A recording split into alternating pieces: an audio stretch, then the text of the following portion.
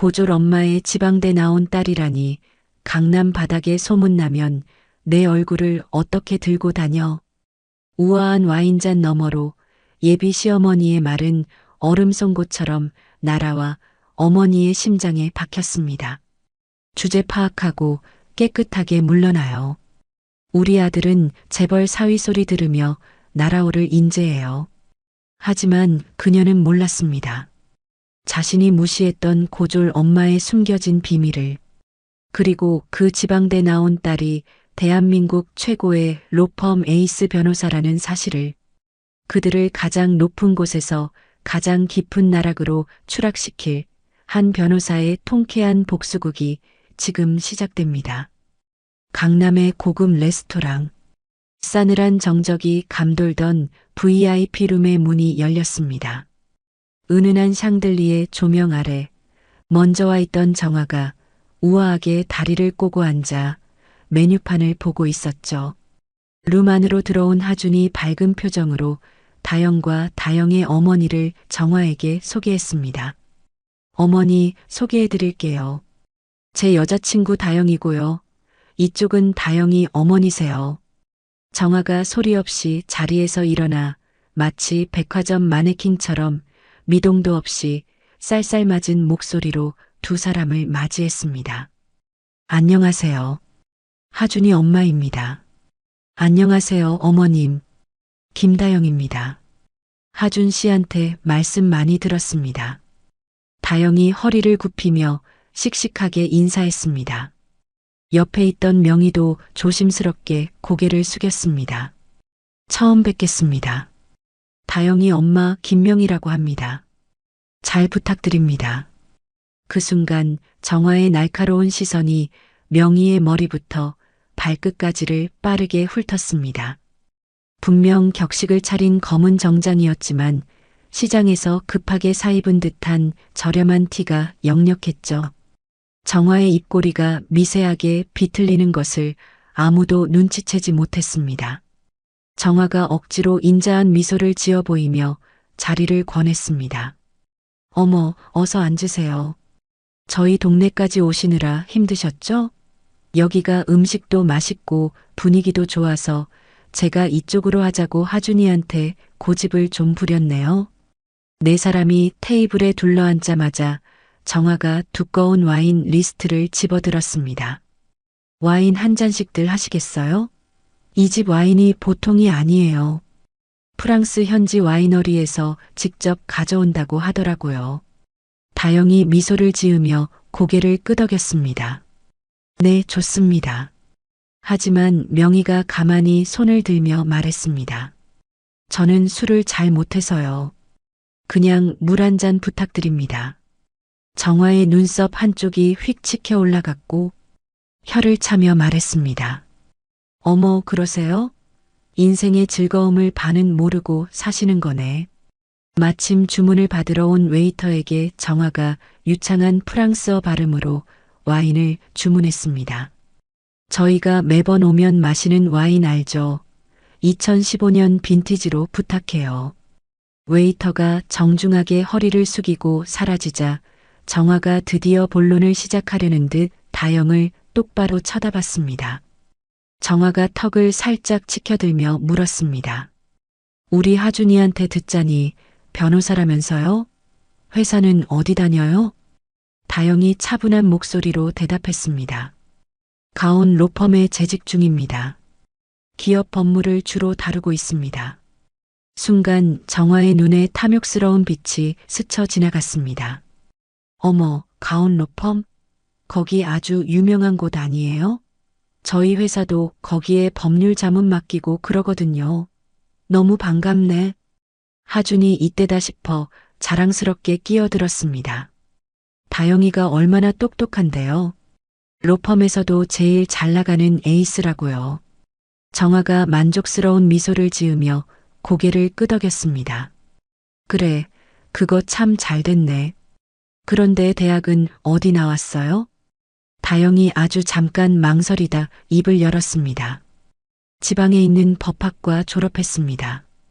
그 말이 떨어지기 무섭게 정화의 표정이 싸늘하게 굳었습니다. 룸 안의 공기가 얼음장처럼 차가워졌죠. 때마침 웨이터가 가져온 와인을 정화가 신경질적으로 한 모금 들이켰습니다. 정화가 와인잔을 내려놓으며 비웃음 섞인 목소리로 말했습니다. 아, 지방대 출신이구나. 목소리에 실망감이 칼날처럼 서려 있었습니다. 하준이 다급하게 어머니를 말렸습니다.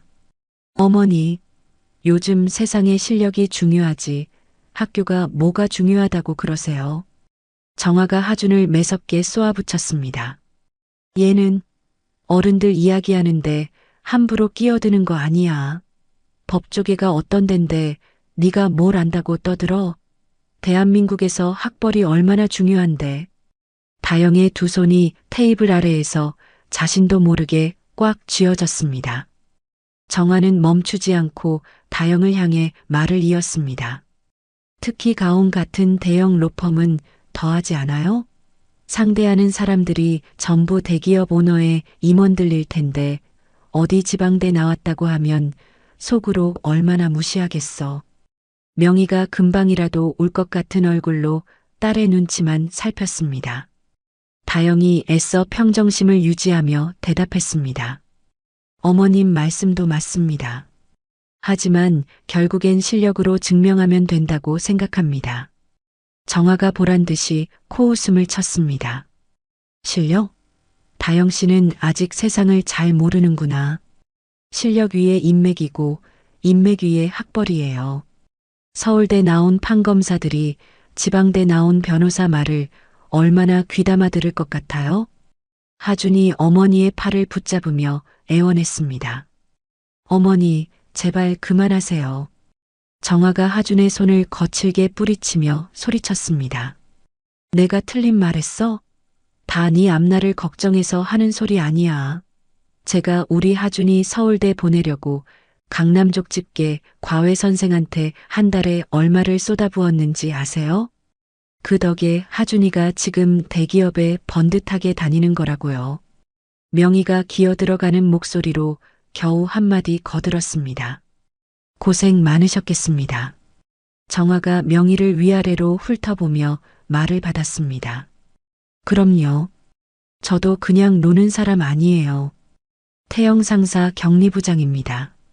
직원만 200명이 넘는 꽤 건실한 중견기업이죠. 하준은 창피함에 얼굴이 새빨개져 고개를 들지 못했습니다. 정화가 다시 다영에게로 도끼 어린 시선을 돌렸습니다. 솔직히 까놓고 말할게요.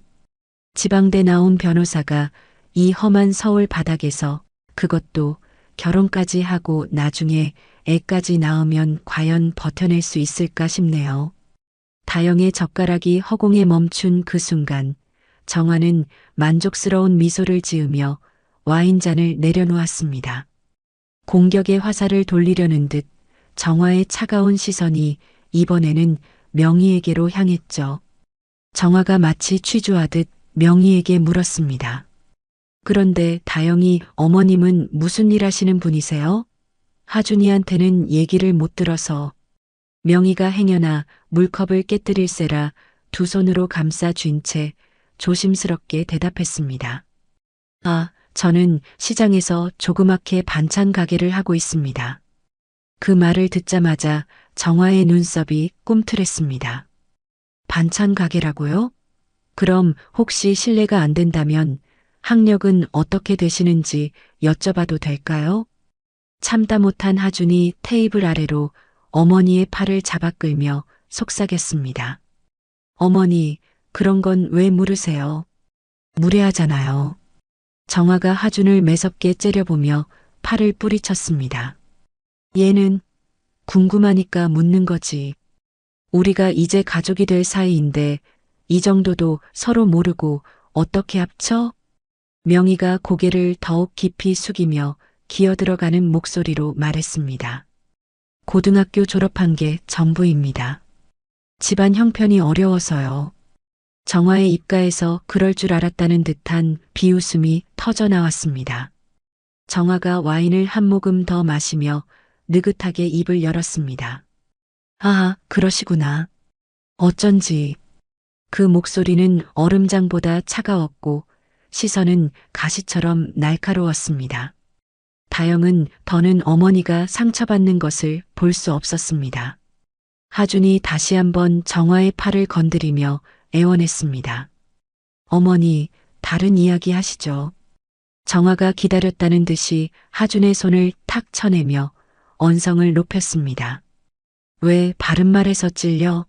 솔직히 말해봐. 이런 집안이 네 출세에 어떤 도움을 줄 수 있겠어? 명희의 얼굴에서 핏기가 순식간에 가셨습니다. 파르르 떨리는 손 때문에 컵 속의 물이 잔잔한 파도를 일으켰죠. 다영이 분노로 떨리는 목소리로 쏘아붙였습니다. 지금 무슨 말씀을 하시는 거예요? 정화가 조금도 물러서지 않고 다영을 노려보며 받아쳤습니다. 무슨 말이긴. 부모의 무식은 자식에게 대물림되는 법이야. 배운 게 없으니 저렇게 목소리만 높이는 거 봐. 이게 바로 가정교육의 수준이라고. 정화의 독설에 명희의 눈에서 기어이 눈물이 뚝뚝 떨어지기 시작했습니다. 명희가 자리에서 벌떡 일어섰습니다. 죄송합니다. 다 제가 못나고 부족해서 우리 딸 앞길을 막는군요. 다영이 우는 어머니의 팔을 붙잡아 안치며 소리쳤습니다. 엄마 앉으세요. 우리가 뭘 잘못했는데. 정화가 팔짱을 끼고 조롱하듯 말했습니다. 잘못한 게 없어? 어디 근본도 모를 집안하고 우리 하준이를 엮으려고 한 게 잘못이지. 고졸 엄마의 지방대 나온 딸이라니 강남 바닥에 소문나면 내 얼굴을 어떻게 들고 다녀. 정화는 테이블 위에 계산서를 집어 던지고는 뒤도 돌아보지 않고 룸을 나가버렸습니다. 싸늘한 정적 속에 남겨진 세 사람은 망연자실한 표정으로 서로를 바라볼 뿐이었습니다. 엄마 나 잠깐 화장실 좀 다녀올게요. 화장실의 차가운 대리석만이 다영의 들끓는 속을 식혀줄 것 같았습니다. 다영이 거울 앞에 서서 떨리는 손으로 립스틱을 고쳐 바르고 있었습니다. 분노와 서름에 자꾸만 손이 엇나가 립스틱이 입술을 빗둘게 비집고 나갔습니다. 그때 화장실 문이 소리 없이 열리더니 정화가 들어섰습니다. 거울 속에서 두 사람의 눈이 칼날처럼 부딪혔습니다. 정화가 다영의 옆 세면대로 다가가 핸드백을 내려놓으며 차갑게 말했습니다. 우리 하준이랑 결혼이라도 할 수 있을 거라는 그런 허황된 꿈 아직도 꾸고 있는 건 아니죠? 다영은 대답 대신 파우치의 지퍼를 천천히 끝까지 올렸습니다. 정화가 손을 씻으며 말을 이었습니다. 내가 우리 하준이한테 드린 돈이 얼만 줄이나 알아요? 강남 8학군에서 최고로 비싼 과외만 붙여서 키웠어요. 다영이 더는 이곳에 머물고 싶지 않아 문 쪽으로 몸을 돌렸습니다. 하지만 정화가 어느새 다영의 앞을 가로막고 섰습니다. 페이퍼 타올로 손을 닦아 휴지통에 던져 넣은 정화가 다영을 위아래로 훑어봤습니다. 그렇게 공들여 쌓아 올린 내 소중한 탑을 겨우 지방대학 출신 여자가 가져가겠다고? 말이 안 되지. 다영이 가방 끈을 움켜쥔 주먹에 하얗게 뼈마디가 드러났습니다. 정화가 다영의 어깨를 손가락으로 툭툭 치며 조롱하듯 말했습니다. 우리 하준이는 앞으로 재벌 사위 소리 들으며 훨훨 날아오를 인재예요. 그러려면 날개가 되어줄 여자를 만나야지 당신처럼 발목이나 잡을 여자가 아니라. 정화가 덧붙였습니다. 그러니까 주제 파악하고 깨끗하게 물러나요. 하준이한텐 알아서 잘 말하고 다영 씨 배경으로는 절대 우리 집 며느리 못 되니까. 다영이 경멸의 시선으로 정화의 손을 피하며 한 걸음 뒤로 물러섰습니다. 정화는 승자의 미소를 지으며 유유히 화장실을 빠져나갔습니다. 홀로 남겨진 화장실 안 다영은 거울에 비친 자신의 얼굴을 차마 마주 볼 수 없었습니다.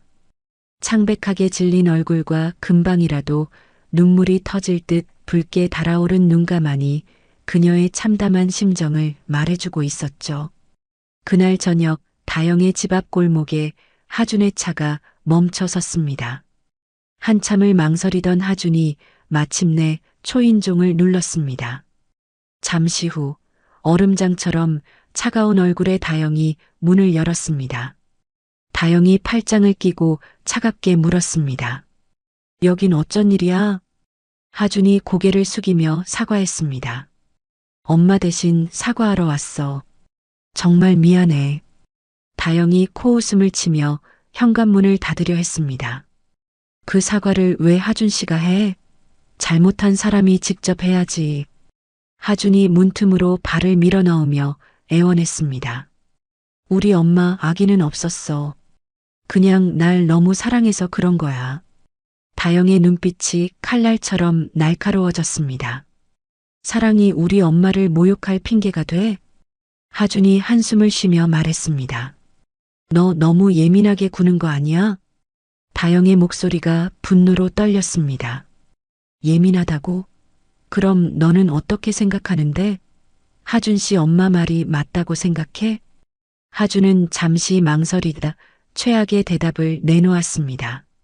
솔직히 말하면 우리 엄마 말씀이 전부 틀린 건 아니잖아. 우리 집안 사람이 되려면 감수해야 할 부분도 있는 거고. 그 순간 다영의 얼굴에서 핏기가 사라졌습니다. 다영이 경멸의 눈빛으로 하준을 보며 한 걸음 물러섰습니다. 이제야 알겠다. 너도 내 엄마랑 똑같은 인간이었구나. 다영이 차갑게 몸을 돌렸습니다. 처음부터 우리는 사는 세계가 다른 사람들이었어. 쾅! 문이 닫히는 소리가 골목을 울렸습니다. 두 사람의 관계에 마침표를 찍는 소리였습니다. 하준이 닫힌 문 밖에서 다영의 이름을 애타게 불렀지만 그녀의 마음은 이미 돌아선 뒤였습니다. 다영이 차갑게 혼잣말을 중얼거렸습니다. 그래, 우린 사는 세계가 다르지. 너희가 사는 그 잘난 세계, 내가 지옥으로 만들어줄게. 다영은 밤새 차가운 분노와 뜨거운 눈물이 뒤섞여 잠을 이룰 수 없었죠. 결국 동이 트기도 전에 다영은 로펌 사무실로 향했습니다. 아무도 없는 텅 빈 공간의 서늘함이 오히려 위로가 되었습니다. 다영은 자리에 앉아 컴퓨터를 켰습니다. 모니터의 푸른빛이 밤새 뜬 눈으로 지센 다영의 퀭한 얼굴을 비쳤습니다. 바로 그때 상견례 자리에서 거들먹거리던 정화의 모습이 떠올랐습니다. 제가 태영 상사 격리부장이에요. 회계는 제 손바닥 안에 있죠. 다영이 무언가에 홀린 듯 중얼거렸습니다. 태영 상사, 격리부장, 박정화. 다영은 곧장 로펌의 내부 데이터베이스에 접속했습니다. 분노로 떨리던 손가락이 키보드 위에서 재빠르고 정확하게 움직였습니다. 검색창에 태영 상사 4글자를 입력하고 엔터키를 힘주어 눌렀습니다. 잠시 후 화면에 여러 개의 파일 목록이 나타났습니다. 다영의 눈이 한 파일에 꽂혔습니다. 2년 전 회계 감사 관련 법률 자문 의뢰서. 다영이 마른 침을 삼키며 파일을 클릭했습니다. 책임자 서명란에는 격리부장 박정화라는 이름이 선명하게 찍혀 있었습니다. 다영의 입가에 차가운 미소가 번졌습니다. 불투명한 자금 흐름 재미있네.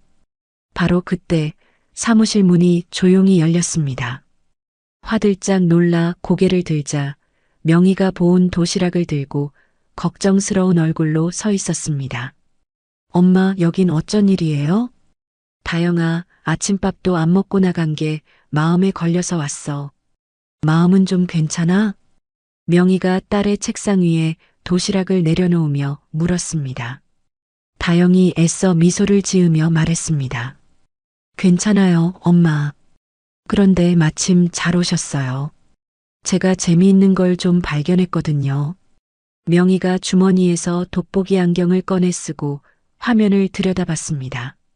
다영이 법률 자문 내용을 짚어보는 동안 명희의 시선은 복잡한 숫자들로 가득한 회계장부 첨부 파일에 고정되었습니다. 갑자기 명희가 손가락으로 화면의 한 부분을 정확히 가리켰습니다. 다영아, 이거 이상하다.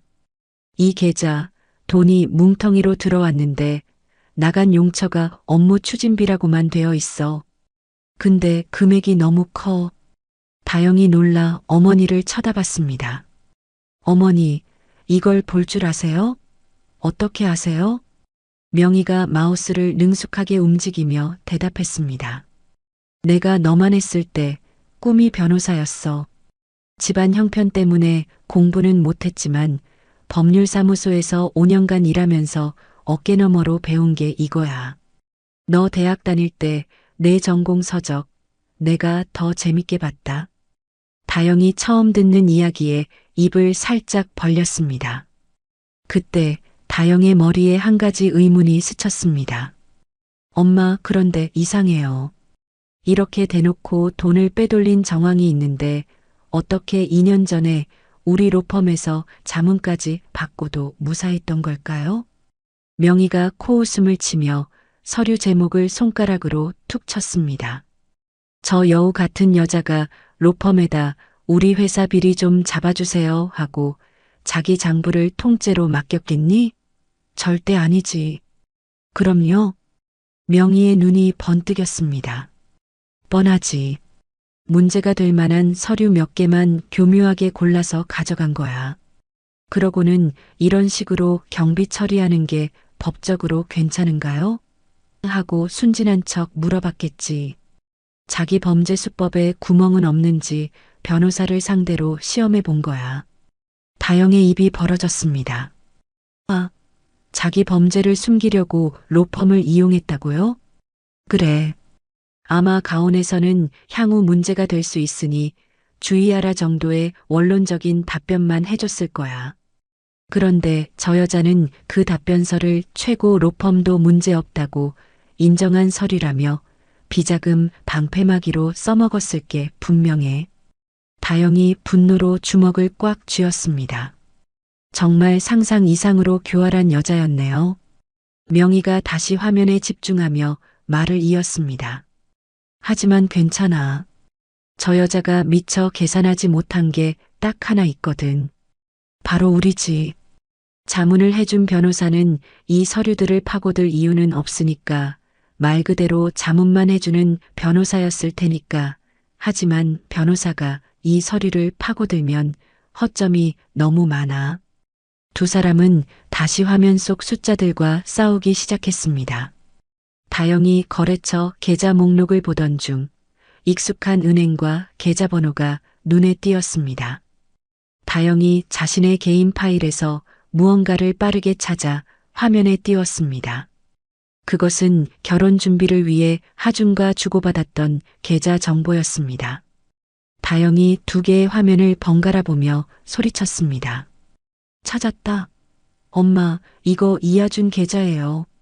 거래처인 척 위장해서 아들한테 회사 돈을 직접 싸주고 있었어요. 그동안 하준이 자랑했던 수천만 원짜리 명품 시계, 억대의 외제 차할부금, 모든 퍼즐 조각이 맞춰지는 순간이었습니다. 다영의 눈빛이 차갑게 얼어붙었습니다. 결국 회사 돈 훔쳐서 아들한테 쏟아부었던 거네요. 명희가 딸의 어깨를 단단히 붙잡았습니다. 다영아, 이건 빼도 박도 못하는 증거야. 가온에서 자문받을 땐 이게 아들 계좌라는 걸 숨겼겠지. 다영이 모든 파일을 USB에 복사하기 시작했습니다. 법이 얼마나 무서운지 뼈저리게 느끼게 해줄 거예요. 명희가 딸의 눈을 바라보며 고개를 끄덕였습니다. 그래, 내 딸. 변호사는 법으로 말하는 거지. 정정당당하게 그리고 처절하게 알려줘. USB 저장 장치에 파일이 복사되는 불빛이 깜빡였습니다. 그것은 한낱 고졸 아줌마와 철없는 딸이 아닌 무서운 복수의 화신이 태어났음을 알리는 신호탄이었습니다. 퇴근해 집으로 돌아온 다영의 집 거실불은 밤이 깊도록 꺼지지 않았습니다. 오전에 로펌에서의 광적인 분노와 흥분은 온데간데 없었습니다. 대신 테이블 위에는 프린트된 은행거래 내역과 법률 서류들이 전투 작전 지도처럼 질서정연하게 펼쳐져 있었습니다. 뜨겁던 분노가 차갑게 식어 이제는 얼음보다 더 단단하고 날카로운 결심이 되었습니다. 다영은 식어빠진 차를 기계적으로 마시며 서류 뭉치를 응시했습니다. 그리고 옆에서 명희는 딸의 마른 어깨를 조용히 쓸어주었습니다. 명희가 돋보기 안경 너머로 날카롭게 화면을 꿰뚫어 보며 말했습니다. 다영아, 회사 돈을 거래처로 위장해서 아들 통장에 넣은 거, 이건 누가 봐도 빼도 박도 못하는 횡령 증거야. 하지만 다영이 고개를 들어 어머니를 바라봤습니다. 하지만요, 이하준 엄마가 순순히 네, 제가 훔쳤어요 하고 인정할까? 절대 아니지. 분명히 이렇게 나올 거야. 이하준이 정상적인 용역을 제공한 거래처였다고 우기거나 아니면 자기는 몰랐는데 아랫사람이 실수한 거라고 꼬리를 자르려고 하겠지. 말도 안 되는 변명이죠. 다영이 차갑게 코웃음을 쳤습니다. 법정에서는 그 말도 안 되는 변명이 먹힐 때가 있어. 그래서 필요한 거야. 이 돈이 정상적인 거래 대금이 아니라 저 모자의 허영심과 가짜 명예를 사는 데에만 쓰였다는 걸 만천하에 공개해서 저들이 감히 입도 뻥끗 못하게 만들어야 해. 그 말에 다영의 손가락이 키보드 위에서 빠르게 움직였습니다. 다영은 결혼 준비 당시 하준이 알려주었던 인터넷 뱅킹 아이디와 비밀번호를 입력했습니다. 화면에 이하준의 주거래 계좌 내역이 뜨자 명희가 숨을 죽인 채 화면을 들여다봤습니다. 찾았다. 다영이 외쳤습니다. 태영 상사에서 보낸 돈이 매달 입금되고 매월 25일이면 어김없이 거액이 카드사로 이체된 기록이 선명했습니다. 다영은 망설임 없이 카드사 홈페이지에 접속해 월별 명세서를 열었습니다. 화면에는 롤렉스 시계, 외제 차 리스비, 명품 가방 그리고 결정적으로 한국대학교 동문회 발전 기부금이라는 항목이 찍혀 있었습니다. 모든 퍼즐 조각이 맞춰지는 순간이었습니다. 다영의 입에서 허탈하고 서늘한 웃음이 터져 나왔습니다. 내가 사랑했던 모든 것이 이 훔친 돈으로 만든 허상이었어. 명희가 분노로 떨리는 목소리로 말했습니다. 이걸 전부 인쇄해서 내일 아침에 검찰청에 갖다 주자. 이런 나쁜 인간들은 하루라도 빨리 콩밥을 먹여야지. 명희가 서류를 챙기려는 순간 다영이 조용히 어머니의 손을 막았습니다. 다영이 고개를 저으며 말했습니다. 안 돼요, 엄마. 그렇게 하면 안 돼요. 왜? 증거가 이렇게 차고 넘치는데. 명희가 답답하다는 듯 소리쳤습니다. 다영이 차분하지만 단호한 목소리로 설명했습니다. 제가 이 정보를 얻은 방법은 명백한 불법이에요. 이걸 그대로 제출하면 저쪽 변호사는 이게 위법 수집 증거라며 증거 능력을 문제 삼을 거예요. 최악의 경우 저들이 오히려 저를 고소할 수도 있고요. 아, 그렇네. 엄마가 너무 흥분했네. 그럼 어떻게 하면 좋을까? 명희의 얼굴에 절망감이 스쳤습니다. 다영이 어머니의 손을 잡으며 비장하게 말했습니다. 그래서 더 교활하고 똑똑하게 움직여야 해요. 우리는 저들에게 증거를 직접 던져주는 게 아니에요. 증거가 묻힌 곳에 보물지도를 던져주는 거죠. 보물지도? 네. 국세청이나 언론사에 익명으로 제보할 거예요. 아주 구체적으로요. 다영의 눈빛이 번뜩였습니다. 태영 상사에서 어상사라는 이름으로 이하준의 K은행 계좌로 매달 얼마가 입금되는지, 그리고 그 돈이 매달 며칠에 어느 카드사로 빠져나가는지 작년 5월 카드 명세서에 있는 동문회 기부금 내역까지 정확하게 알려줄 거예요.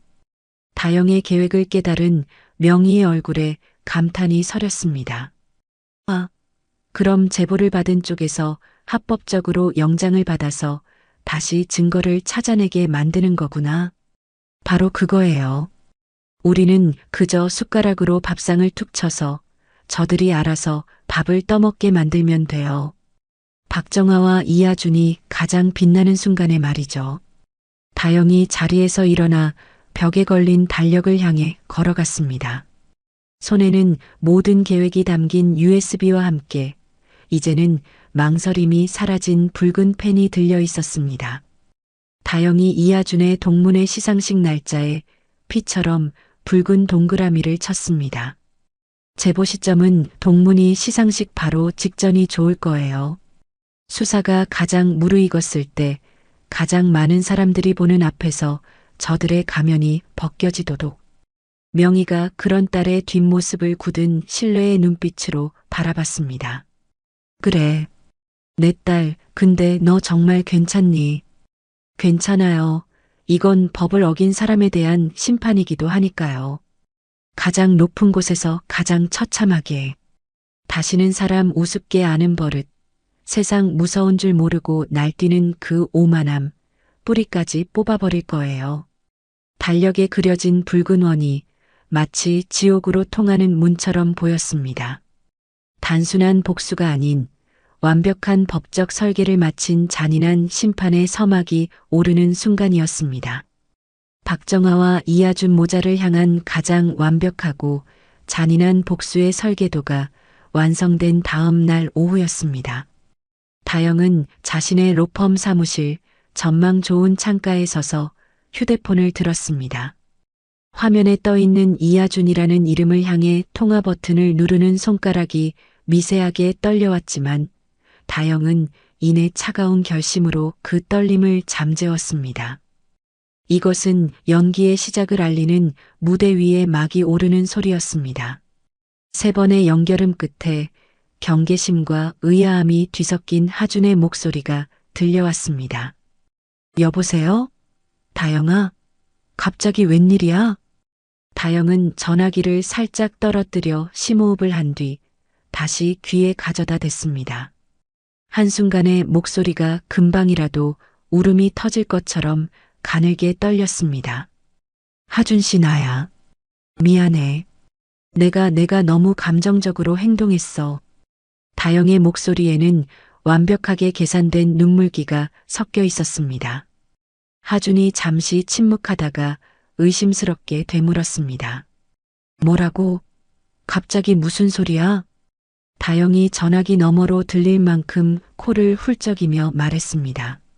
며칠 동안 혼자 끙끙 앓으면서 생각해봤는데 하준 씨 말이 맞았던 것 같아.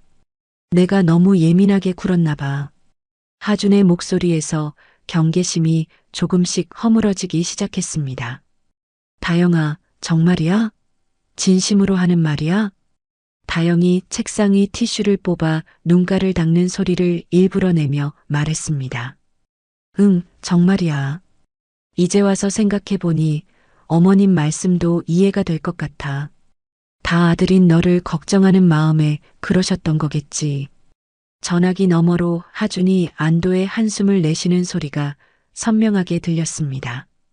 다영아, 네가 그렇게 생각해줘서 정말 고마워. 난 네가 완전히 돌아선 줄 알고. 다영은 계속해서 완벽한 연기를 펼쳤습니다. 우리 엄마도 그러시더라. 앞으로 한 가족이 될 사이인데 서로 조금씩 양보하고 맞춰가야 하는 거라고. 그 말에 하준의 목소리가 의기양양하게 바뀌었습니다. 어머님께서 그렇게 말씀하셨다고? 역시 현명하신 분이야. 그래, 다영아.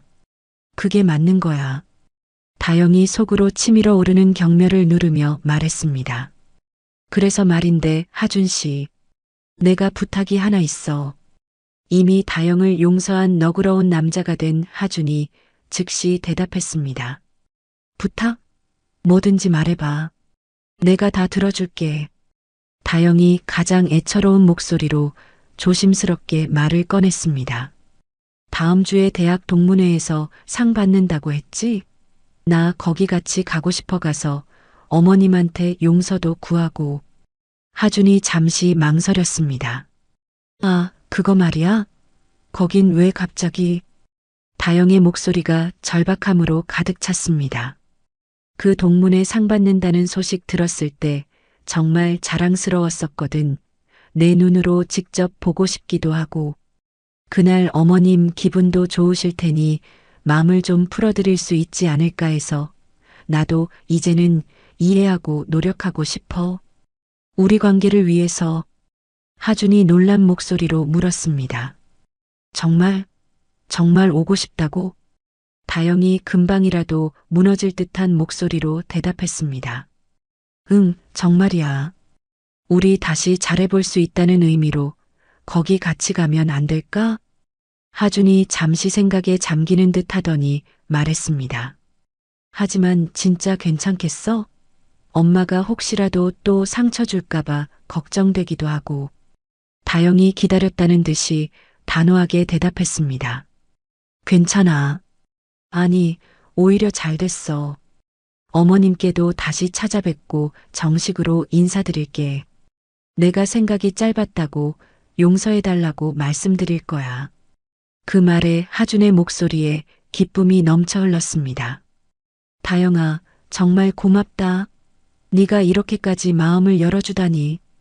다영이 다시 한번 코를 훌쩍이며 말했습니다. 내가 변해야지. 하준 씨를 사랑한다면 하준 씨 가족도 내가 받아들여야지. 하준이 완전히 감동한 목소리로 외쳤습니다. 다영아, 사랑해. 정말 사랑해. 다영이 역겨움을 참으며 억지로 웃음소리를 냈습니다. 그래, 같이 가자. 내가 우리 동문들한테 얼마나 예쁘고 현명한 여자친구가 있는지 똑똑히 보여줘야지. 다영이 조용히 대답했습니다. 고마워, 하준 씨. 정말 고마워. 하준이 목소리를 깔며 으스댔습니다. 내 여자친구인데 당연히 같이 가야지. 그날 오는 사람들이 누군 줄 알아? 대한민국에서 내로라 하는 변호사, 의사, 대기업 임원들이야. 거기서 인맥도 쌓고 너한테 좋은 기회가 될 거야. 다영이 모든 감정을 지운 얼굴로 작게 웃음소리를 냈습니다. 그럼 나도 그날 제일 예쁘게 하고 가야겠네. 물론이지. 그날은 우리가 다시 시작하는 아주 특별한 날이니까. 하준의 목소리는 기대감으로 한껏 부풀어 있었습니다. 다영이 전화를 끊고 휴대폰을 책상 위에 내려놓았습니다. 그 순간 금방이라도 울음을 터뜨릴 것 같던 얼굴에서 모든 표정이 사라졌습니다. 눈물 한 방울 없이 차갑고 건조한 얼굴 위로 뱀처럼 서늘한 미소가 천천히 번졌습니다.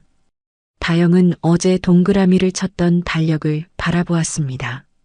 다영이 손가락으로 책상을 톡, 톡 두드리며 나지막이 중얼거렸습니다.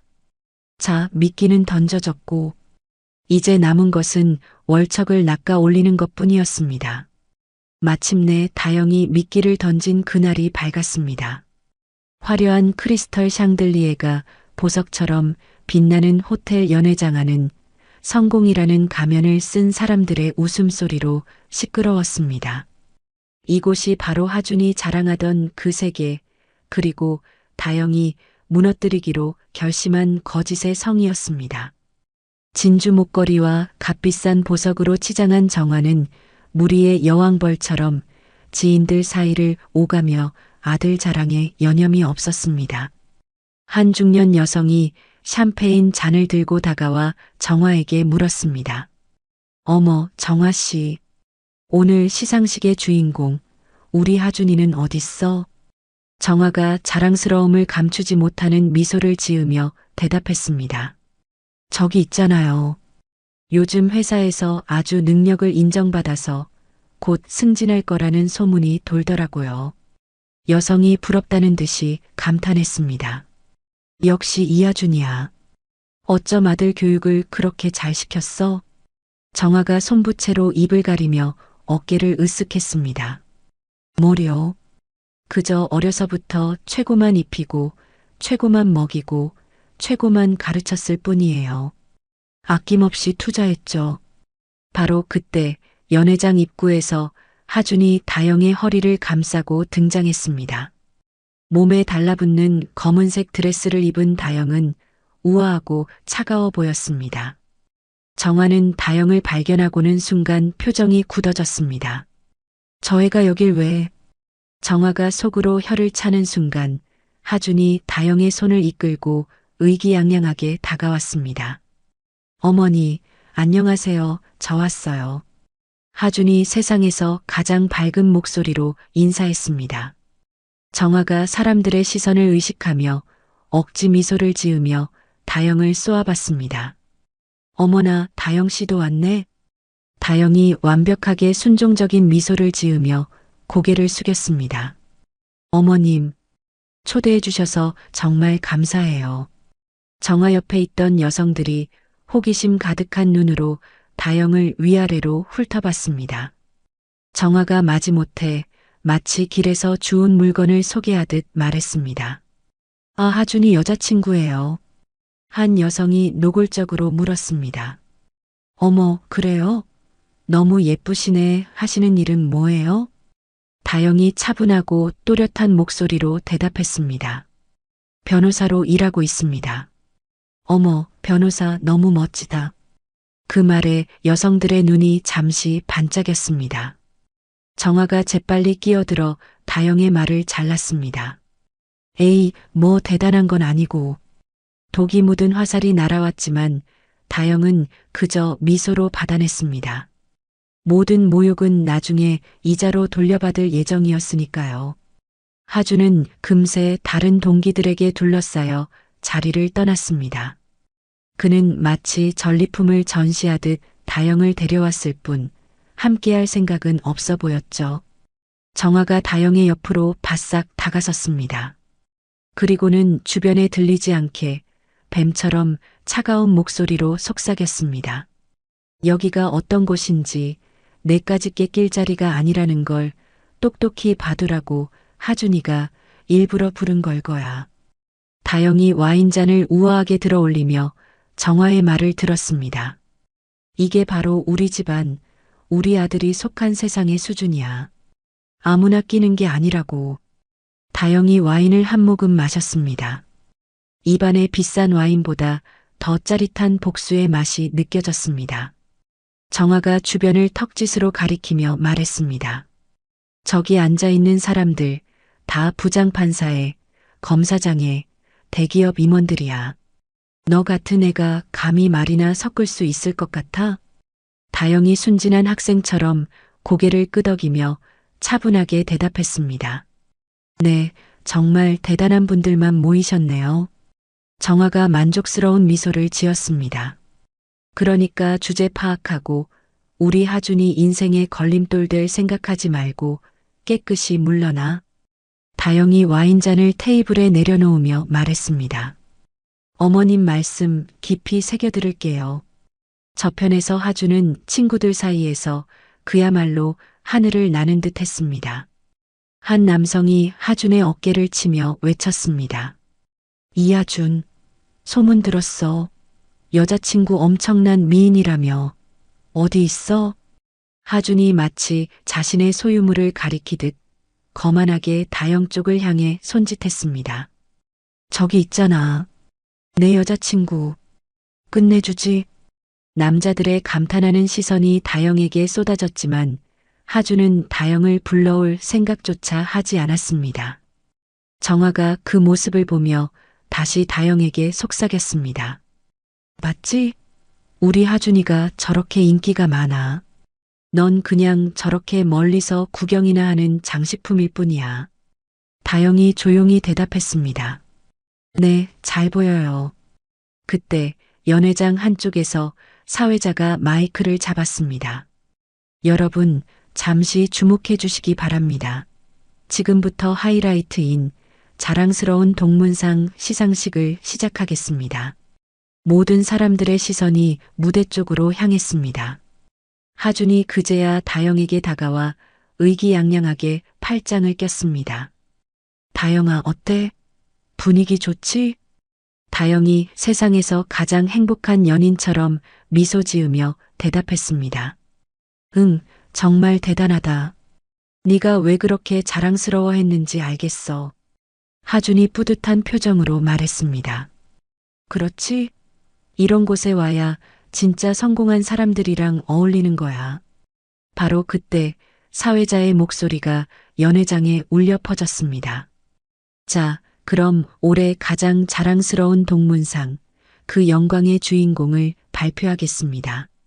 하준은 자신의 이름이 불릴 것을 확신하며 무대를 향해 턱을 치켜들었습니다.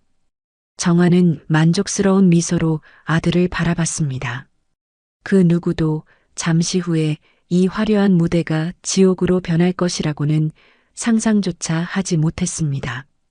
연회장의 모든 조명이 무대를 향해 쏟아졌습니다.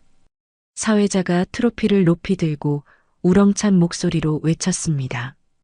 올해 가장 자랑스러운 동문상, 그 영광의 주인공은 바로 이하준 동문입니다. 그 순간 연회장 전체에 우레와 같은 박수 소리가 터져 나왔습니다. 하준은 기다렸다는 듯 그러나 완벽하게 계산된 놀란 표정을 지으며 자리에서 일어났습니다. 주변 동문들과 의기양양하게 악수를 나누며 하준이 외쳤습니다. 아, 정말입니까? 제가요? 정화는 마치 자신이 상을 받은 것처럼 가장 앞자리로 달려나가며 소리쳤습니다.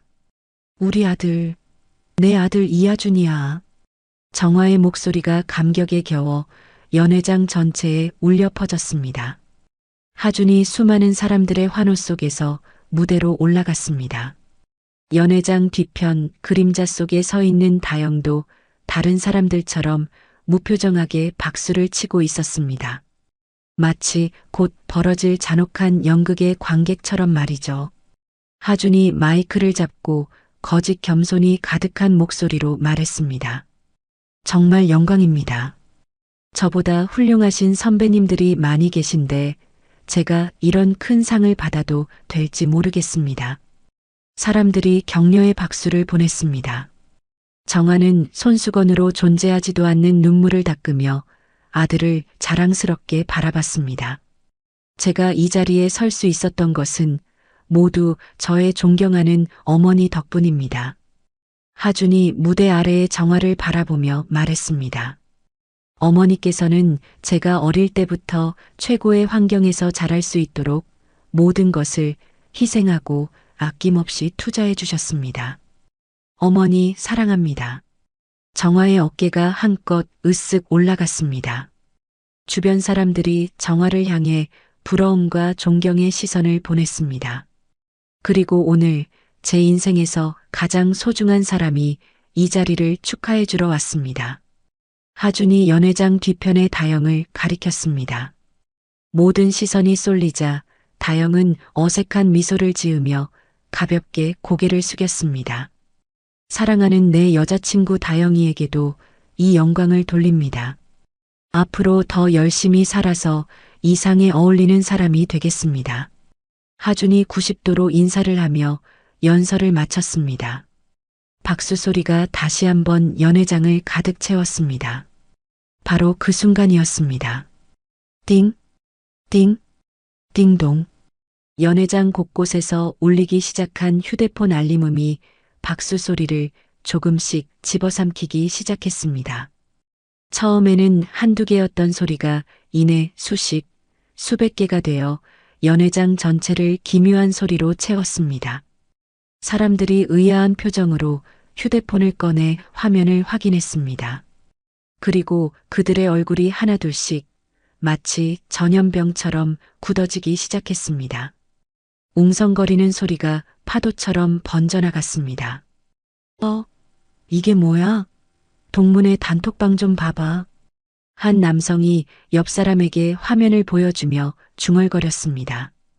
태영 상사, 수백억대 횡령 정황 포착? 격리부장 박씨 긴급 체포 예정? 다른 여성이 놀라 소리쳤습니다. 정화는 주변의 심상치 않은 분위기를 느끼며 불안한 눈으로 주위를 둘러봤습니다. 정화가 옆에 서 있던 지인에게 물었습니다. 무슨 일이에요? 왜 다들 그래요? 지인은 마치 더러운 것을 보듯 정화를 피하며 휴대폰 화면을 보여주었습니다. 화면에는 정화 자신의 얼굴 사진과 함께 태영 상사 격리부장 박정화, 아들 명품 구매에 회사 돈 유용이라는 충격적인 제목이 떠 있었습니다. 정화의 얼굴에서 핏기가 사라졌습니다. 휴대폰을 든 손이 사시나무처럼 떨리기 시작했습니다. 이게 무슨 말도 안 돼. 이건 음해야. 정화가 미친 사람처럼 소리쳤습니다. 무대에서 내려온 하준이 트로피를 든 채 정화에게 다가왔습니다. 어머니, 무슨 일이에요? 왜 그러세요? 연회장 전체가 이제는 노골적인 수군거림으로 술렁였습니다. 세상에, 저 여자였어? 그럼 저 상도 아들 유학비도 전부 횡령한 돈으로? 어머, 소름 끼쳐. 우리랑 같이 웃고 떠들었는데. 모든 존경의 시선이 한순간에 경멸과 조롱의 칼날이 되어 정화와 하준에게 박혔습니다. 바로 그때 연회장의 육중한 문이 양쪽으로 활짝 열렸습니다. 검은 정장을 입은 수사관들이 한 줄로 늘어서서 연회장 안으로 들어왔습니다. 그들의 등장에 시끄럽던 연회장이 순식간에 물을 뿌린 듯 조용해졌습니다. 선두에 선 수사관이 차가운 목소리로 말했습니다. 박정화 씨 계십니까? 특정경제범죄가중처벌법상 횡령 혐의로 긴급 체포영장이 발부되었습니다. 정화가 그 자리에 얼어붙었습니다. 다리에 힘이 풀려 주저앉으려는 것을 하준이 겨우 붙잡았습니다. 하준이 어머니 앞을 막아서며 이성을 잃고 소리쳤습니다. 지금 뭐 하는 겁니까? 여기가 어딘 줄 알고. 당신들 신분증부터 내놔. 수사관이 눈 하나 깜짝 않고 영장을 내밀었습니다. 박정화 씨, 태영 상사 회계 부정 사건으로 조사할 게 있습니다. 동행해 주시죠. 정화가 공포에 질려 하준의 팔을 붙잡았습니다. 하준아, 이게 다 뭐야? 내가 뭘 어쨌다고. 난 아니야. 연회장에 있던 모든 사람들이 휴대폰 카메라를 들어 이 광경을 찍기 시작했습니다. 몇 분 전까지 이들을 부러워하던 시선은 이제 가장 자극적인 구경거리를 즐기는 하이에나의 눈빛으로 변해 있었습니다. 연회장 가장 뒤편 다영은 조용히 이 모든 광경을 지켜보고 있었습니다. 며칠 전 다영은 치밀한 계획하에 여러 언론사와 태영 상사 감사팀의 익명으로 제보 메일을 보냈습니다. 이하준 동문상 시상식이 열리는 바로 그 시간에 기사를 터뜨려 주십시오. 모든 것은 오늘 이 순간 가장 높은 곳에서 가장 처참하게 추락하는 모자의 모습을 위한 완벽한 연출이었습니다. 수사관들이 정화의 양팔을 잡았습니다. 정화는 주변의 지인들을 향해 필사적으로 도움을 청하는 눈빛을 보냈습니다. 하지만 그들은 경멸의 눈빛으로 고개를 돌릴 뿐이었습니다. 이거 나. 정화의 비명이 화려한 샹들리에 불빛 아래 공허하게 울려 퍼졌습니다. 하준은 자랑스럽게 거머쥐었던 트로피를 바닥에 떨어뜨린 채 망연자실하게 서 있을 뿐이었습니다. 다영은 붉은 와인이 담긴 잔을 들어 무너지는 모자의 모습을 향해 조용히 들어 올렸습니다. 마치 성공적인 공연을 마친 연출가처럼. 차가운 형광등 불빛만이 음습하게 내려앉은 검찰청 지하 취조실이었습니다. 회색 콘크리트 벽이 사방을 막고 있는 그곳에는 작은 철제 테이블과 의자 2개가 전부였습니다. 며칠 전까지만 해도 화려한 파티장에서 여왕처럼 군림하던 정화가 이제는 죄수복을 입고 수갑을 찬 채 초라하게 앉아 있었습니다. 값비싼 화장품으로 가렸던 얼굴은 핏기 없이 창백했고 잠 못 이룬 밤을 증명하듯 눈가에는 검은 그림자가 짙게 드리워져 있었습니다. 담당 검사가 두꺼운 사건 파일을 테이블 위에 쿵소리가 나게 올려놓으며 맞은편에 앉았습니다. 박정화 씨, 지금부터 특정경제범죄 가중처벌법상 횡령 혐의에 대해 조사 시작하겠습니다. 정화가 도끼 서린 눈으로 고개를 들며 말했습니다. 저는 아무것도 잘못한 게 없어요. 이건 명백한 음해고 음모라고요. 검사가 파일을 펼치며 안경을 고쳐 썼습니다. 그의 목소리에는 어떤 감정도 실려 있지 않았습니다. 음모라. 그럼 이 수많은 계좌 내역들은 어떻게 설명하시겠습니까? 검사는 산더미 같은 서류 뭉치를 정화의 앞으로 밀었습니다. 서류에는 정화가 유령회사를 통해 아들 이하준의 계좌로 돈을 빼돌린 기록이 날짜별로 선명하게 찍혀 있었습니다. 정화의 눈동자가 지진이라도 난 듯 격렬하게 흔들렸습니다. 이걸 어떻게 당신들이... 검사가 또 다른 서류철을 꺼내며 말했습니다. 태영 상사 내부 감사팀에서 특별 감사 후 제출한 자료입니다. 그리고 이건 저희가 은행으로부터 합법적으로 발부받은 박정아 씨와 아들 이하준 씨의 모든 금융거래 내역서고요. 정화의 손이 수갑찬 것도 잊은 채 부들부들 떨리기 시작했습니다. 정화가 테이블을 손바닥으로 내리치며 악을 썼습니다. 누가, 어떤 년놈이 감히 나를 신고해. 검사가 그런 정화를 무심히 바라보며 말했습니다. 제보자의 신원은 저희가 보호해야 할 의무가 있습니다. 중요한 건 제보자가 누구냐가 아니라 이 증거가 무엇을 말해주느냐입니다. 검사가 다음 서류를 펼쳤습니다. 지난 2년간 총 15억 원. 확인된 금액만 이렇습니다. 이 회사 자금을 개인적인 용도로 사용하신 게 맞습니까? 정화가 의자에서 벌떡 일어났습니다. 아니야. 그건 잠깐 빌린 것뿐이라고. 우리 아들 사업 자금으로 잠깐 쓰고 다시 채워 넣으려고 했단 말이야. 검사가 냉정하게 대답했습니다. 증거 있습니까? 차용증이라도 받아두셨나요? 앉으시죠. 정화가 다시 주저앉으며 말을 바꿨습니다. 사실 아들 교육비 때문에 그랬어요. 좋은 대학 보내고 유학까지 보내려면 돈이 얼마나 많이 드는지 알아요? 검사가 기다렸다는 듯 다른 자료를 정화의 눈앞에 펼쳐 보였습니다. 아드님은 이미 7년 전에 대학을 졸업했습니다. 이건 아드님 신용카드 명세서입니다. 명품 시계 구입비 1,200만 원, 외제 차 할부금 월 80만 원씩 24개월. 이것도 교육비입니까? 정화의 얼굴이 더욱 창백해졌습니다. 그것도 다 아들을 위해서였어요. 요즘 세상에 사회생활하려면 남들한테 무시 안 당하게 그런 게 다 필요하다고요. 검사가 기계적으로 다음 자료를 제시했습니다. 골프장 회원권 8천만 원, 명문대 동문회 기부금 5천만 원. 이것도 사회생활에 필요한 겁니까? 정화가 거의 울부짖듯이 목소리를 높였습니다. 그래, 다 내 아들 미래를 위해서였다. 좋은 인맥 쌓으려면 그런 투자가 다 필요한 거라고. 당신들이 뭘 알아? 취조실 방, 어두운 관찰실이었습니다.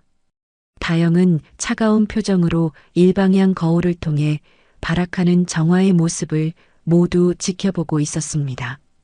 다영의 옆에는 담당 검사와 다영이 개인적으로 선임한 변호인이 함께 서 있었습니다. 담당 검사가 감탄하며 다영에게 말했습니다. 제보해 주신 자료가 정말 결정적이었습니다. 돈의 흐름을 이렇게 완벽하게 정리해서 주실 줄은 몰랐습니다. 이 정도면 실형은 확실해 보입니다. 다영이 거울 너머 정화를 바라보며 조용히 대답했습니다. 범죄에 대한 당연한 결과일 뿐이죠. 옆에 있던 변호인이 조심스럽게 물었습니다. 강 변호사님, 혹시 개인적인 감정 때문에 이런 일을 벌이신 건 아니시죠? 다영이 변호인을 돌아보며 단호하게 말했습니다. 물론 개인적인 감정이 없었다면 거짓말이겠죠. 하지만 이 일은 감정과는 별개입니다. 변호사로서 불법을 목격하고 그것을 바로잡는 것은 당연한 의무니까요. 다영의 목소리에는 한치의 흔들림도 없었습니다. 검사의 추궁은 계속되었습니다. 동료 회계팀 직원들의 증언도 확보했습니다. 박정아 씨가 중요한 회계 처리는 절대 다른 사람에게 맡기지 않고 혼자서만 처리했다고 하던데요. 정아가 테이블을 치며 소리쳤습니다. 그것들이 거짓말하는 거예요. 다들 나를 시샘해서 내가 부장이라고. CCTV 영상도 있습니다. 밤늦게 주말에 혼자 사무실에 남아 서류 작업을 하는 모습이 수십 번 찍혔습니다. 박정아 씨. 검사의 마지막 한마디에 정아의 모든 것이 무너져 내렸습니다. 정아가 의자에 주저앉으며 아이처럼 울음을 터뜨렸습니다. 내가 뭘 그렇게 잘못했는데요? 내 아들, 내 새끼 남들한테 기 안 죽이고 잘 키우려고 한 게 그렇게 죽을 죄예요? 검사가 차분하게 말했습니다. 회사 돈을 개인적으로 사용한 것은 명백한 횡령입니다. 정아가 갑자기 다시 분노에 차서 소리쳤습니다. 이건 전부 강다영 때문이야. 그 계집애가 우리 모자를 망치려고 작정하고 꾸민 짓이라고요. 검사가 정아를 제지했습니다. 증거 없는 주장은 오히려 불리해집니다. 자꾸 본질을 흐리지 마십시오. 정아가 흐느끼며 말했습니다.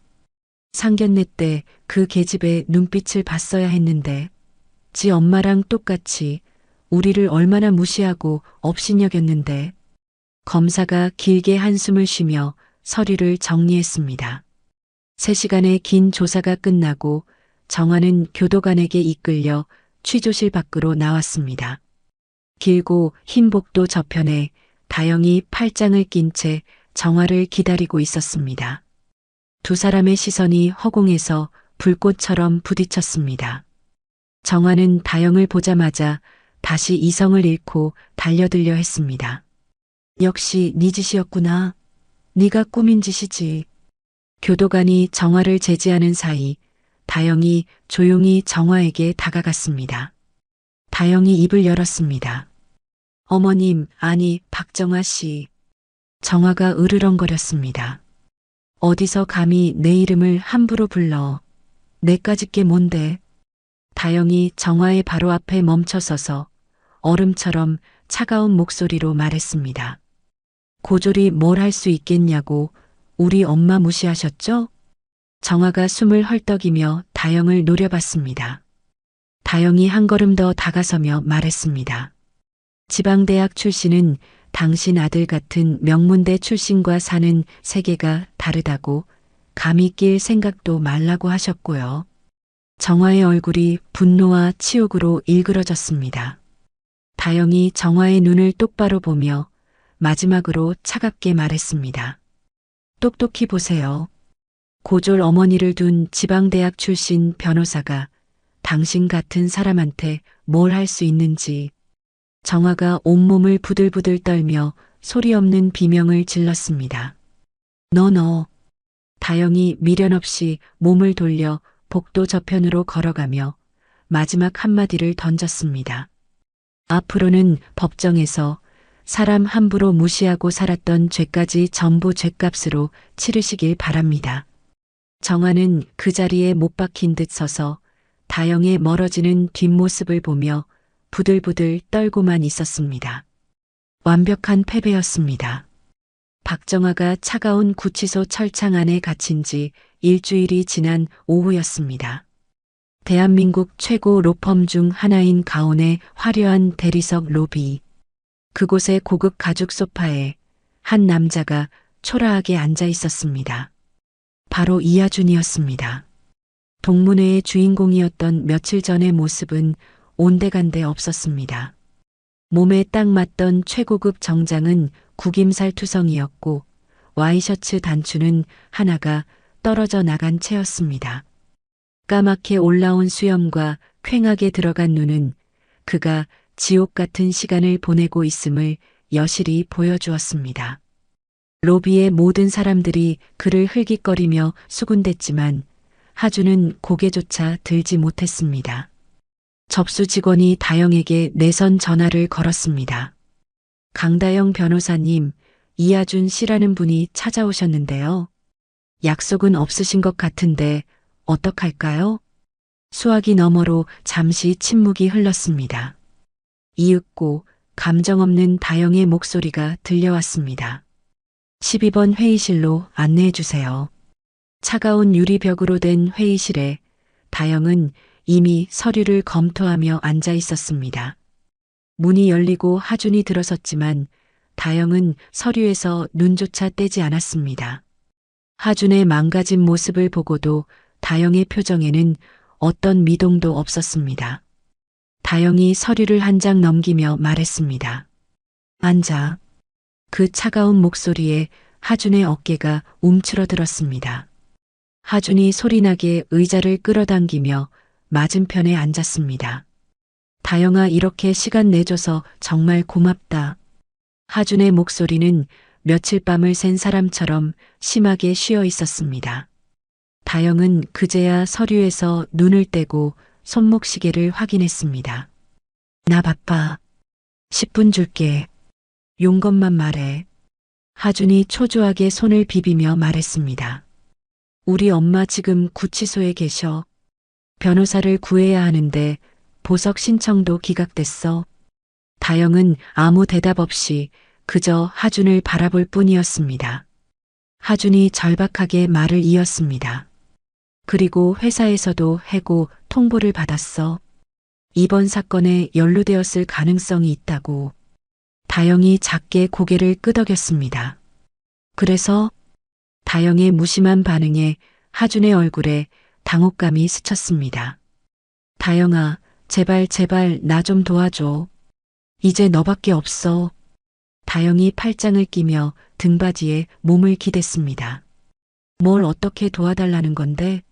하준이 테이블 위로 몸을 기울이며 간청했습니다. 우리 엄마 변호를 맡아줘. 네가 변호사잖아. 실력 있는 변호사잖아.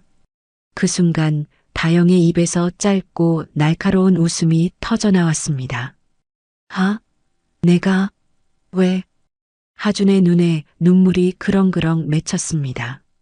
내로라 하는 변호사들 다 찾아갔어. 그런데 다들 안 된대.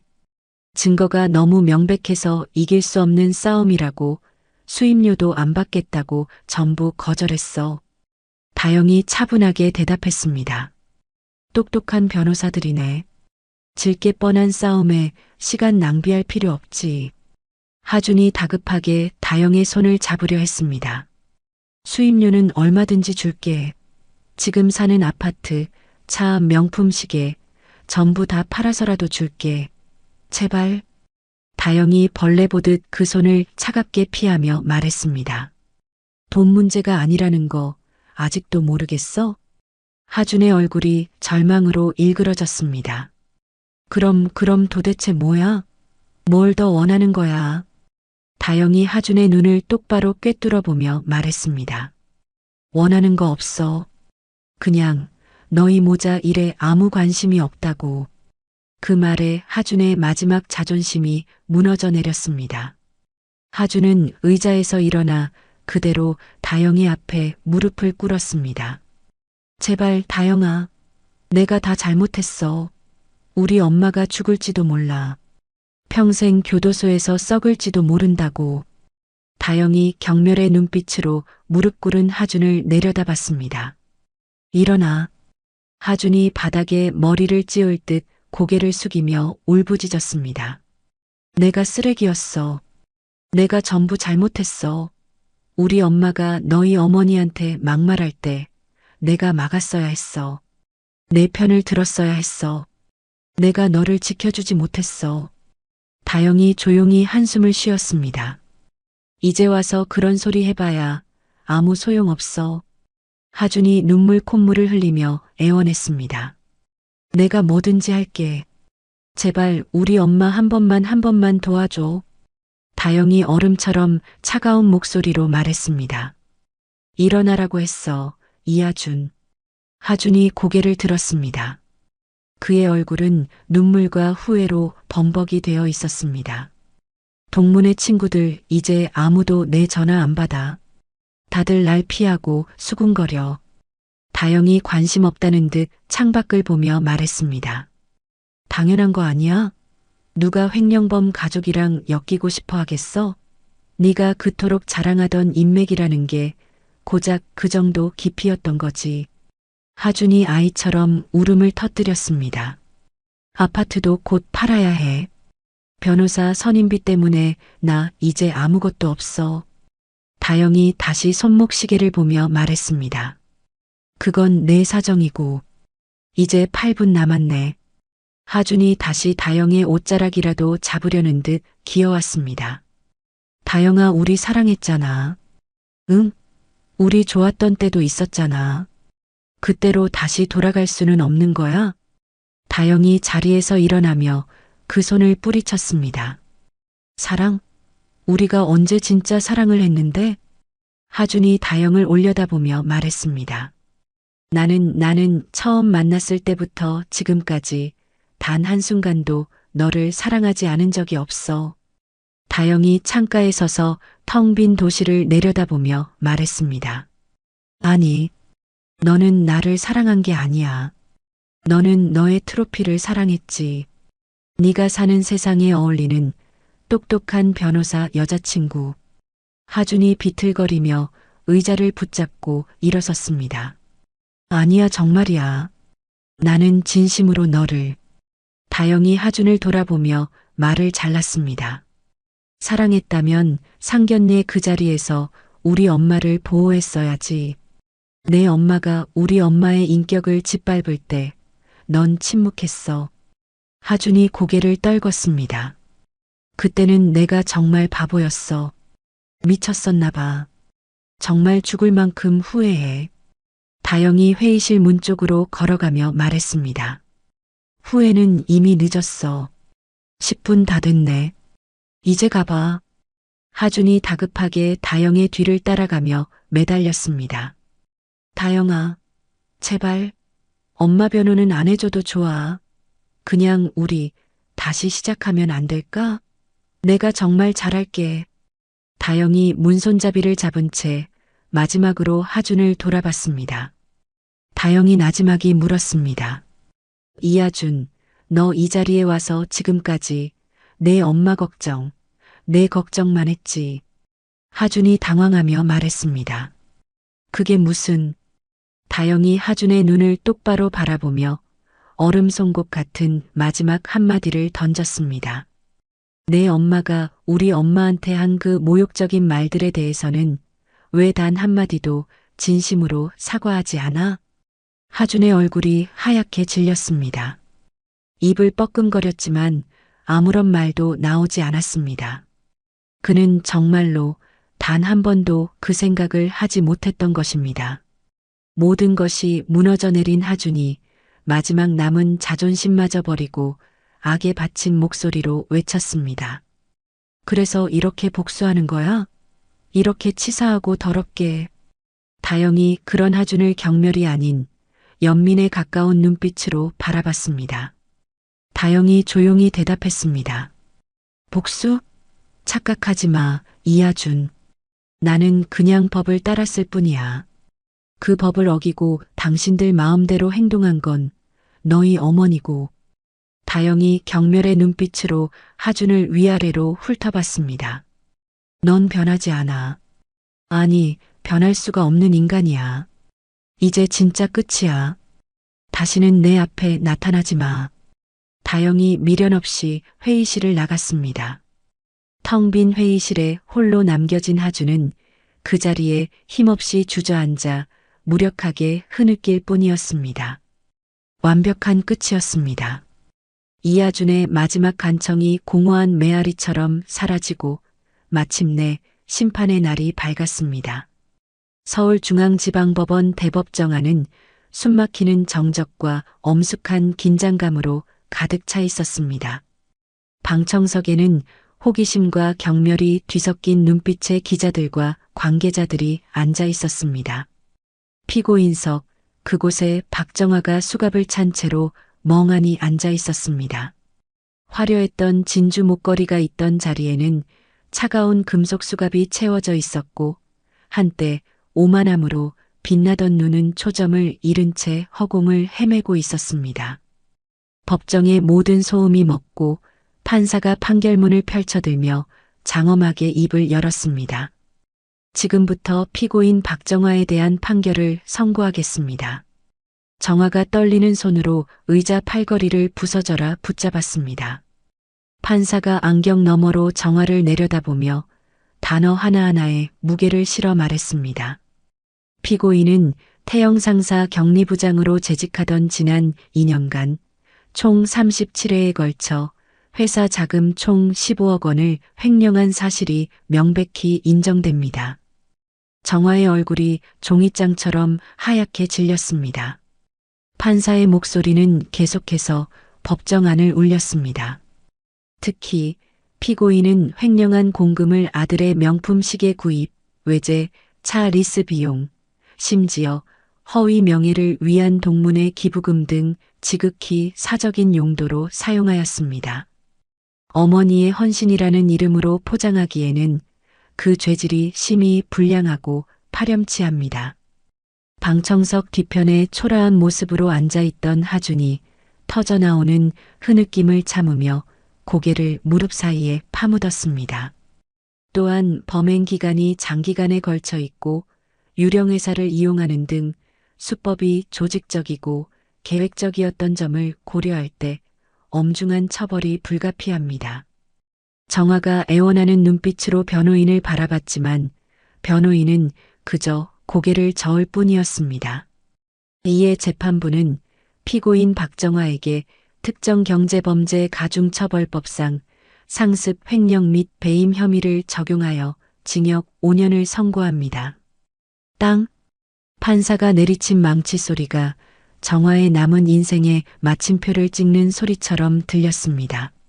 정화가 그 자리에서 무너지듯 주저앉으며 비명을 질렀습니다. 안 돼. 판사님, 이건 너무합니다. 억울합니다. 법정 경위들이 즉시 정화에게 다가가 양팔을 붙잡았습니다. 정화가 울부짖으며 방청석의 하준을 향해 절규했습니다. 하준아, 우리 아들, 엄마 좀 구해줘. 엄마 이대로 감옥 못 가 거기서 어떻게 살아. 하준은 차마 고개를 들지 못했습니다. 주변의 모든 사람들이 경멸과 조롱의 눈빛으로 자신을 쳐다보는 것이 느껴졌습니다.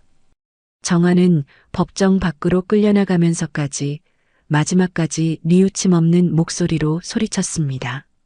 내가 뭘 잘못했는데 내 아들, 내 새끼 잘 되라고 한 게 뭐가 그렇게 큰 죄야. 쾅, 법정 문이 닫히고 한때 세상을 다 가진 듯 오만했던 한 여자의 시대가 막을 내렸습니다. 일주일 후 교도소 앞은 스산한 바람이 불고 있었습니다. 멀리서 다가온 호송차에서 헐렁한 수의를 입은 정화가 수갑을 찬 채 내렸습니다. 머리는 헝클어져 있었고 얼굴은 절망으로 완전히 무너져 있었습니다. 언덕 위 멀찍이 떨어진 곳에서 다영과 명희가 그 모습을 조용히 지켜보고 있었습니다. 정화는 높고 차가운 교도소 철문 앞에 서자 마지막 남은 이성마저 놓아버린 듯 울부짖기 시작했습니다. 싫어. 나 여기 들어가기 싫어. 여긴 내가 있을 곳이 아니야. 교도관이 정화를 달랬지만 소용없었습니다. 정화는 허공을 향해 아들의 이름을 부르짖었습니다. 하준아, 엄마 여기 두고 가면 어떡해. 하준아. 하지만 그곳의 하준의 모습은 보이지 않았습니다. 결국 정화는 2명의 교도관에게 양팔이 붙들린 채 교도소 안으로 끌려 들어갔습니다. 기익 하는 소름 끼치는 소리와 함께 육중한 철문이 닫혔습니다. 쾅! 그 소리를 끝으로 세상은 다시 고요해졌습니다. 명희가 그제야 참았던 숨을 내쉬며 다영의 손을 잡았습니다. 이제 정말 다 끝났구나. 다영이 한참 동안 굳게 닫힌 철문을 바라보다가 천천히 고개를 끄덕였습니다. 네, 어머니. 이제 끝났어요. 명희가 사랑스럽게 딸의 얼굴을 쓸어주었습니다. 그동안 복수심으로 차갑게 얼어붙어 있던 다영의 표정이 어느새 한결 부드러워져 있었습니다. 우리 딸, 지금 기분은 어때? 명희가 조심스럽게 물었습니다. 다영이 깊게 숨을 들이쉬었다가 후련하게 내뱉으며 말했습니다. 시원해요. 가슴을 짓누르던 돌덩이가 사라진 것처럼 정말 시원해요. 명희가 다영의 어깨를 따뜻하게 감싸 안았습니다. 그래, 그거면 됐다. 이제 그 지긋지긋한 복수는 다 잊고 우리 다영이 인생을 살아야지. 다영이 어머니를 바라보며 미안한 미소를 지었습니다.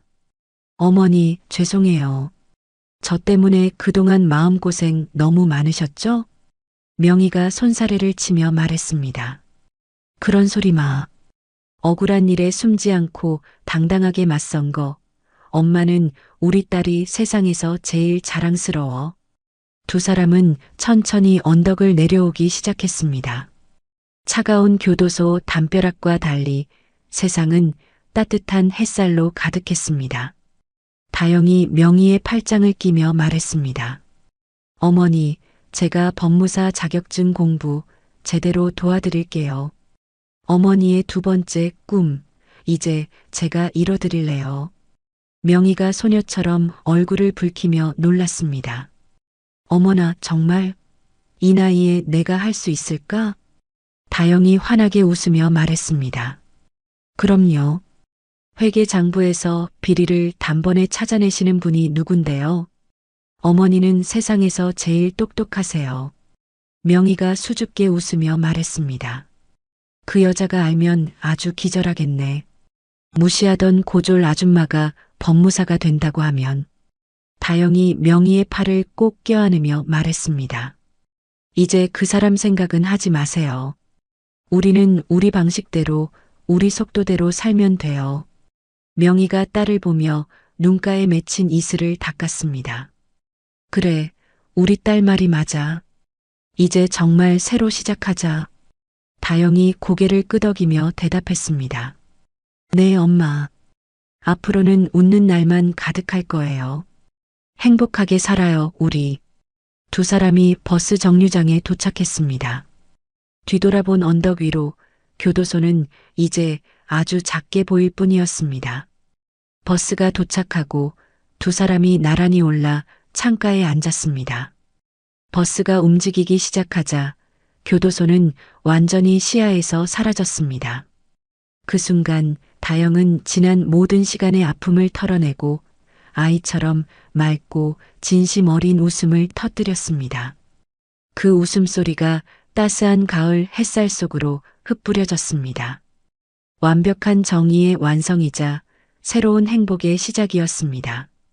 정의의 심판이 내려지고 모진 겨울이 지나갔습니다. 그리고 두 번의 봄이 흐른 뒤 서울 강남의 번화가 한편에 따스한 햇살이 내려앉았습니다. 세상가 건물 1층 명희 법률 상담소라는 단정한 간판이 반짝이는 오늘 바로 개업일이었습니다. 간판 아래에는 세상에서 가장 자랑스러운 딸의 표정을 한 다영과 쑥스러우면서도 벅찬 미소를 띤 명희가 나란히 서 있었습니다. 다영이 간판을 올려다보며 말했습니다. 엄마, 간판 정말 예쁘게 잘 나왔어요. 글씨체도 따뜻하고요. 명희가 자신의 이름이 새겨진 간판을 몇 번이고 쓸어보며 말했습니다. 내 평생 내 이름 석자가 걸린 간판을 보게 될 날이 올 줄이야. 정말 꿈만 같구나. 그때 상담소 안쪽에서 인테리어 업체 직원이 땀을 닦으며 나왔습니다. 박명의 법무사님, 모든 작업 완료했습니다. 법무사님이라는 호칭에 명희의 얼굴이 살짝 붉어졌습니다. 명희가 정중하게 고개를 숙이며 인사했습니다. 아이고, 사장님. 정말 고생 많으셨어요. 덕분에 이렇게 환해졌네요. 직원이 떠나고 두 사람은 설레는 마음으로 상담소 안으로 들어갔습니다. 내부는 크지 않았지만 깔끔한 책상과 의자, 그리고 한쪽 벽면을 가득 채운 법률 서적들이 단정하게 정돈되어 있었습니다. 그것은 한 사람의 인생이 고스란히 담긴 세상에서 가장 아름다운 서재였습니다. 다영이 책장을 살펴보며 말했습니다. 이 책들 전부 어머니 손때 묻은 책들이네요. 명희가 손때가 묻어 반질반질해진 민법 책 한 권을 꺼내 펼치며 말했습니다. 밤잠 설쳐가며 이 책들이랑 씨름했던 게 엊그제 같은데. 다영이 그런 어머니의 옆에 가만히 앉으며 말했습니다. 어머니께서 법무사 시험 합격자 명단에서 당신 이름 확인하시던 날 제가 얼마나 기뻤는지 몰라요. 명희가 책을 셔틀버스 닫으며 딸의 손을 잡았습니다. 다 네가 있었기에 가능했던 일이야. 네가 아니었으면 엄마는 아직도. 다영이 고개를 저으며 어머니의 말을 막았습니다. 아니에요. 이건 온전히 어머니의 실력이고 노력이에요. 저는 옆에서 응원했을 뿐인걸요. 딸랑. 상담소 문에 달린 작은 종이 맑은 소리를 냈습니다. 드디어 첫 번째 상담자가 찾아온 것이었습니다. 한 중년 여성이 조심스럽게 안으로 들어왔습니다. 저기 여기가 법률 상담해주는 곳 맞나요? 명희가 자리에서 일어나 세상에서 가장 따뜻한 미소로 손님을 맞았습니다. 네, 맞습니다. 어서 오세요, 손님. 제가 박명희 법무사입니다. 여성이 안심한 듯 웃으며 말했습니다. 인터넷 보고 찾아왔어요. 서민들을 위해 무료 상담도 해주신다고. 명희가 여성을 푹신한 소파 의자로 안내하며 말했습니다. 물론이죠. 걱정 마시고 편하게 앉으세요. 무슨 일이든 괜찮으니. 다영이 조용히 일어나 탕비실로 향했습니다. 제가 따뜻한 커피 준비할게요. 명희가 여성과 마주 앉아 노트를 펼쳤습니다. 마음 편히 어떤 일 때문에 오셨는지 말씀해 주시겠어요? 여성이 깊은 한숨을 쉬며 그간의 서름을 털어놓기 시작했습니다. 식당에서 일하는데 월급을 석 달이나 못 받았어요. 사장은 계속 다음 달 말만 하고. 명희가 여성의 말을 하나하나 받아 적으며 고개를 끄덕였습니다. 그러셨군요. 정말 힘드셨겠습니다. 자세히 말씀해 주세요. 제가 도울 수 있는 모든 방법을 찾아드릴게요.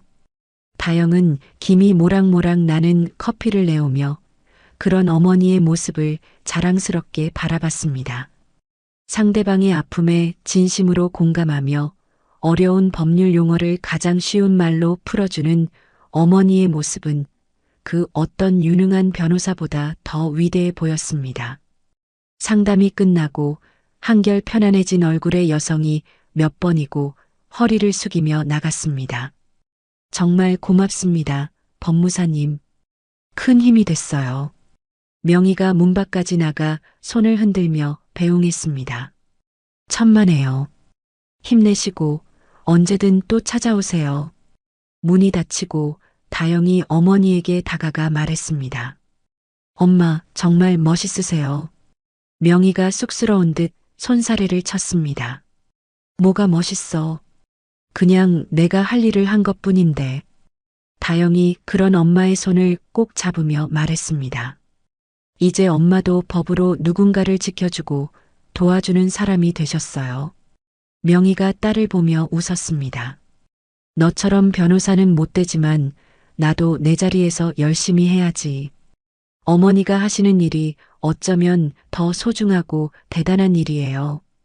돈 없고 힘없는 사람들 편에 서시는 거잖아요. 다영의 말에 명희의 눈가가 촉촉해졌습니다.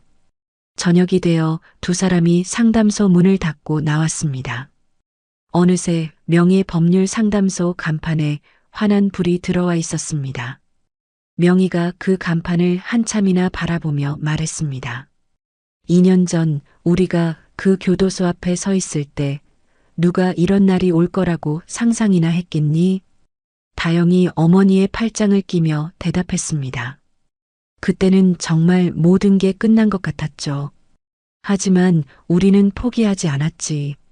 서로를 믿었으니까. 두 사람은 천천히 집을 향해 걸어가기 시작했습니다.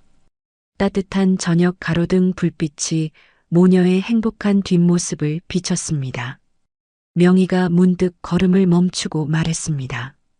다영아, 엄마는 이제야 진짜 명예가 뭔지 알 것 같아. 다영이 엄마를 바라보며 물었습니다. 그게 뭔데요, 엄마? 명희가 환한 미소를 지으며 말했습니다. 어느 대학을 나왔는지, 돈이 얼마나 많은지가 아니야. 어떤 어려움 속에서도 비굴하지 않게 자기 삶을 당당하게 지켜내는 거. 그게 진짜 명예였어. 다영이 고개를 끄덕이며 말했습니다. 맞아요. 그리고 우리는 그걸 증명했잖아요. 명희가 딸의 어깨를 토닥였습니다. 그래, 우리 딸이 엄마 손잡아준 덕분이지. 다영이 환하게 웃으며 대답했습니다. 아니에요. 엄마랑 함께였기 때문이에요. 두 사람이 다시 웃으며 걸어갔습니다. 뒤편에서 명예 법률 상담소 간판이 마치 세상의 모든 약자들을 위한 등대처럼 희망찬 빛을 발하고 있었습니다. 완벽한 해피엔딩이었습니다. 오늘 이야기 어떠셨나요? 혹시 끝까지 함께 해주신 분이 계시다면 잘 들었다고 댓글 하나만 남겨주세요. 여러분에게도 따뜻하고 빛나는 날들이 찾아올 거예요. 구독과 좋아요는 다음 이야기를 이어가는 큰 힘이 됩니다. 지금까지 오늘도 사연이었습니다. 더 깊고 따뜻한 이야기로 다시 찾아뵐게요. 편안한 하루 보내세요. 감사합니다.